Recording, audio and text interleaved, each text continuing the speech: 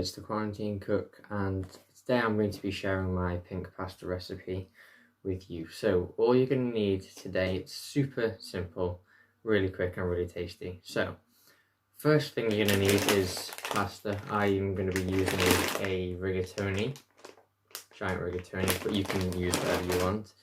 The next thing you're going to need is bacon or pancetta, but I haven't got pancetta because all my ingredients are from Aldi, so we got bacon instead. Next thing you're going to need is tomato passata sauce and a little tube of tomato puree, and then you're going to need double cream. If you haven't got double cream or you don't want to use double cream, you can use milk. If you're a vegetarian, or well, vegetarian is fine. If you're a vegan, you can use coconut cream, you can use cashew cream, which you'd make by just blending some cashews and water, or almond milk. If you want to as well, that'll work as well, but I think double cream gives a really nice thick texture. The next thing you're going to need, is the fun part, is a vodka. You don't need vodka to make it pink, but vodka is going to make it that traditional pink pasta a la vodka, which is pretty cool. It also adds a nice flavour to the bacon, really enriches the flavour, which is quite nice. You're going to need some mushrooms. I'm going to use 3 today because I'm feeding 3 people, but you can use however many you want. It's interchangeable, and as well I'm going to be using 1 tomato. This is going to be being chopped into chunks, but if you don't want to do that, you could use cherry tomatoes and half them or quarter them, and again, likewise, you can choose how much tomato you put in it, because that's going to stay as a solid chunk, just to make it a bit more interesting rather than just pasta with bacon. And most the traditional recipe does use Parmesan cheese or another kind of hard cheese you can choose to use. I like to use red Leicester though, because red Leicester it has a really nice distinct taste to it. It's not too overpowering, and the fact that it's a soft cheese makes it kind of mix into the sauce, makes it more of a creamy, gooey sauce rather than this overpowering cheesy sauce. So I think that red Leicester is the best one to use, but if you want to be traditional, you can use Parmesan, or you can use mature cheddar as well. I wouldn't blame you, it's just cheesy sauce. Yeah, so let's get to it. Right then, so what I'm going to do first, just to start with, a little bit of olive oil in the pan, because we don't want it to be dry. Just get that round, shake that all around the pan, get it in, and then want it to get overdue. Start to heat that up. Now, whilst you're heating this up, you can be preheating your pasta water, which I have in a little pan just here, but that's unimportant. You need to see that because it's just cooking pasta. And be heating up the oil. You can cut up your bacon as you like. I like to cut it up into nice thin strips, but then again, each to their own. You do you. So yeah, the way to portion up your pasta, what I've done is I've done this where I kind of, bearing in mind that this is going to be, it looks small now, but this will expand into giant rigatoni. You put it in your bowl, fill your bowl to a little bit less than you would expect it to be. So you think you need more pasta than that, but because it will expand, and then per person, you have a bowl per person, and put it in the water, and that should bring it out at the right portion of pasta. So pasta's going to go in the hot water there. That's 1, 2, and 3. And I'm just going to let that heat up and let that cook. Whilst that's cooking, I'm going to add my bacon.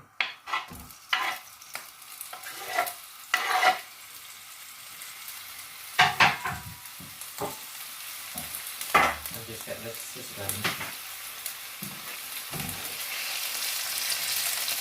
Already, that needs to come right down.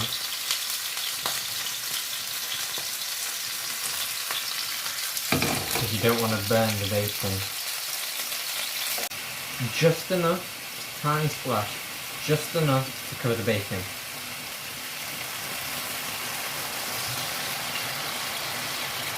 That should do it.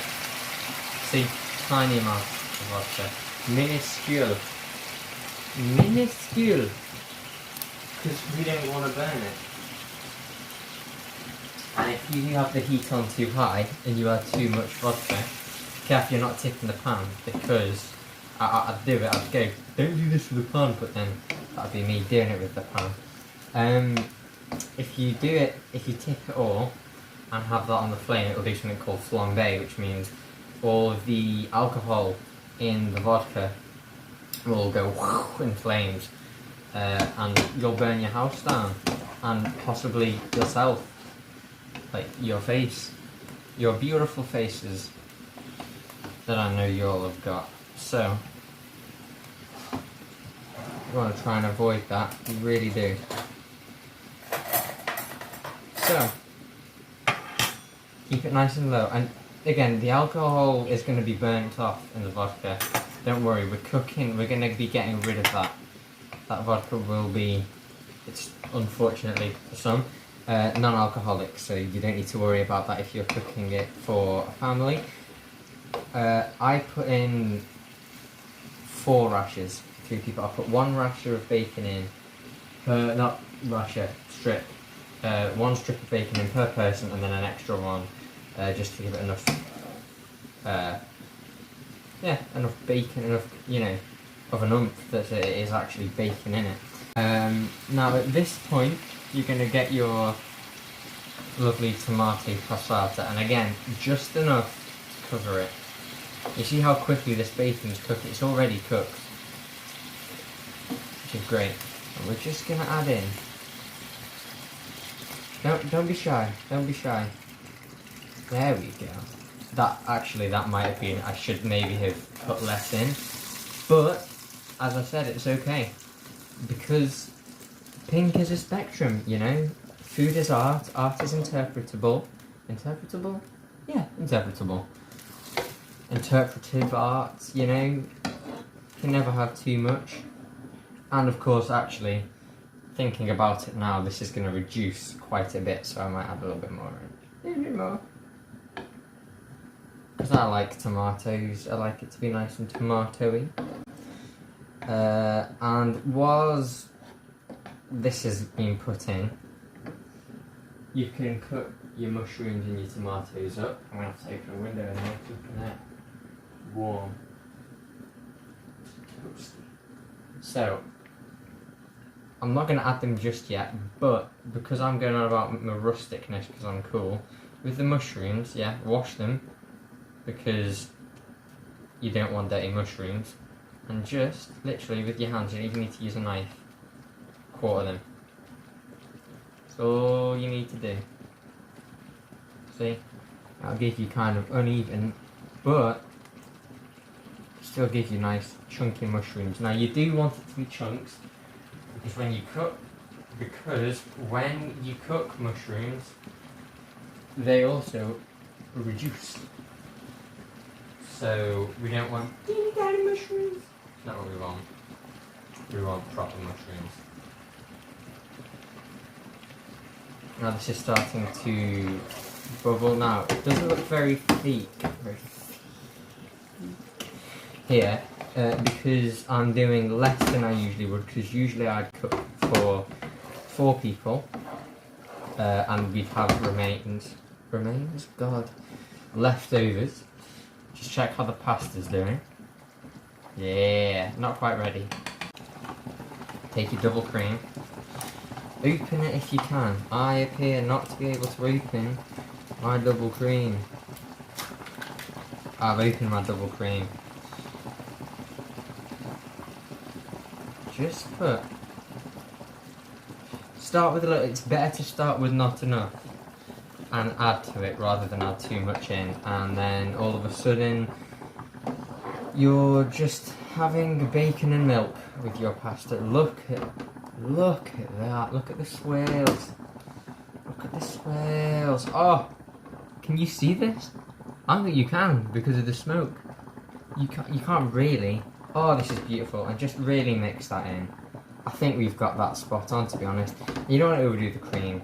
I mean, you can, again, this is the beautiful thing about this recipe, that you can choose how thick, how creamy you want it. And you just want to mix it in until it all becomes this beautiful pink, this beautiful lake of pink, bacony, tomatoey cream. Look at that. And just cook it down, and it's becoming pink. Now at this point, this is when you want to add your tomato puree, just to give it a bit of texture. And again, you can choose just a little bit. There we go, that should be enough. I don't usually struggle that much with tomato puree, but it's been in the back of the fridge, so I'm not weak. I just use refrigerated puree because I'm that cool. But yeah, mix all around, and that's just going to really thicken it up, and that's what we like to see. Now, this is when you're going to add in your cheese. Now, make sure it's grated. Obviously, don't just chuck a massive block of cheese in and hope that it's nice. It's not going to be nice. Oh, test the pasta. Okay, the pasta's ready. I think. Yeah, cook it to al dente. And that is perfect. Accidentally, by the way. Perfectly al dente. Now, what al dente means is it means like it's stiff and firm, so it's not as in undercooked. Don't undercook it, that's just minging. Mix your cheese in, gives it a nice bit of gooey texture to it. That's what we like. You don't have to add the cheese if you want it to just be a nice thin creamy thing. Some people like that. If you do, you're a weirdo, but you know, some people like it. Now we're going to drain the pasta, and I won't insult you by telling you how to drain pasta. I use my little sieve thing. Oh, that was a horrible noise. Sorry. Rip earphone users. And then you're going to get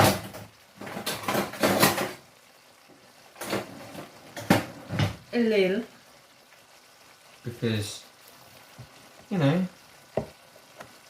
I'll serve it up. Now, taste test. I'm just going to mix this up because you don't want the sauce to solidify now. No. And this is when you're going to add your mushrooms in. Just because you don't want the mushrooms to go soft. But you do need the mushrooms to be cooked. And again, I know loads of people really dislike mushrooms. Don't go in the comments and be like, oh, it looks really nice, except I hate mushrooms. No. If you don't like mushrooms, don't add mushrooms. About this, I'll keep one of my cubes out for you. That's how much I love you. About this big. And you really want to reduce that heat now. Really low. Mix that all in, and I mean, this is, you can't smell this. You're seeing a lot of steam. I'm getting whiffs of Italy. No, I'm joking. Beautiful cream, lovely rich tomatoes, got the salt, the bacon, the mushroom, and that vodka's giving it that extra little kick. And now all you're going to do is add in your pasta. A lot of pasta. As you can see, it's expanded. It has expanded. Oh, so expanded. So very expanded. God. And just Mix it in. Now, this is why you don't want your pasta to be cooked fully, okay? Because it's going to finish doing its cooking in here. That's when it's going to become nice and soft. That's why you cook it al dente, which is firm. Done, but not soft, because it's going to soften up in here. But again, not too soft, because otherwise it's floppy, it doesn't hold its shape, and it's just difficult to eat. And no one likes pasta that's difficult to eat. And just really a little. Turn off the heat now. Look, no flame. Completely just let it cook in its own heat, because you don't want to overcook the pasta, you don't want to overcook the sauce, you don't want to burn anything. It's not good. No, no, no, no, no. Oh, look at this, it's beautiful. This is, just listen, just gooey. Gooey. Now, this is all properly mixed in, I do hope.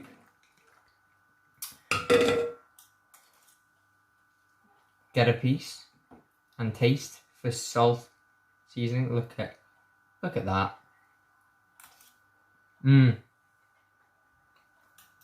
It's perfect. It's actually not perfect. A little bit of salt and a little bit of pepper. Now, optionally, you can add some red chilli flakes, go very nicely. I like to add red chilli in mine, but my mum and little brother get a tickly cough whenever they get anywhere near the smell of anything even remotely spicy. Walking past the Nando's, they'll have a coughing fit. So I'm not going to put any in here.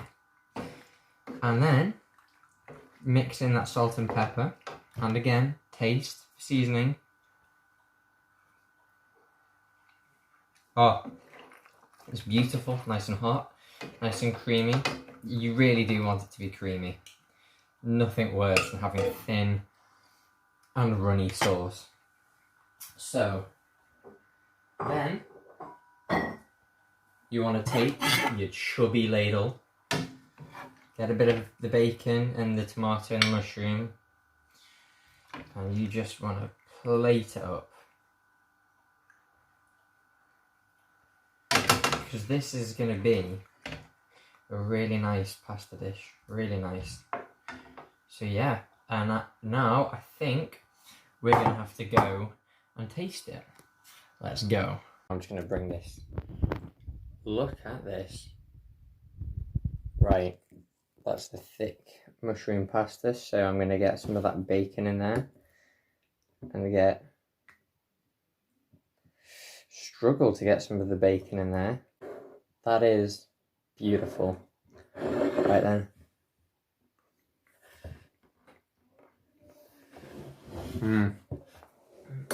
That is the perfect pink pasta. It's thick, creamy, but not too creamy.